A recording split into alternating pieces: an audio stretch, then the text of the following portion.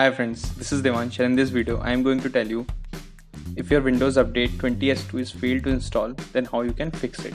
So please watch this video completely and let's begin. So the first method to fix this error is troubleshoot the Windows Update. For that you have to go to the settings.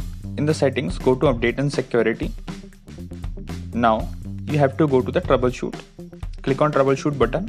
Here scroll down and you will see the Windows Update. Click on it and then click on run the troubleshooter. Once you click on run the troubleshooter, it will start detecting the problem related to the Windows Update. So this process will take some time, so you have to wait here for a while.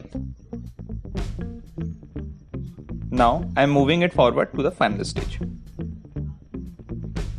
So once the detecting problem portion will end, you will see the screen will appear like this. You can see for my case, you can see pending system change that requires a reboot has been detected. Now there is a problem here, so I have to click on next and it will start detecting the additional problem here also. So wait till it's detecting that problem, and only one issue found, like it's that is check for the pending restart. So I will restart my system and that will be the solution for my Windows Update. Similarly, you try this and whatever message you receive, try to perform that operation and then after that go and again do the Windows Update. So this is the first method through which you can fix this error. If this method doesn't work, then go for the next one. The next method to fix this error is you have to go to the command prompt, and with the help of the command prompt you have to change the folder's name. For that I will paste some command in the description. You have to copy that command from the description and paste it into the command prompt. Now firstly open the command prompt as administrator and copy this command from the description and paste it into the command prompt and execute it. So netstop wasrv, this service is already stopped in my system. Now copy the next command, netstop crypt svc, and paste it. So by mistakenly I am copied the same command, so just removing it and I will paste crypt svc again, netstop crypt svc. Give me a sec. And once I paste this command and execute it, it is stopping the cryptographic services. Now the next command is netstop bits. Copy it, paste it into the command prompt, execute it, and it business intelligence transfer services already not started. Now the fourth command is netstop msi server. So copy it from the description, paste it again, execute it.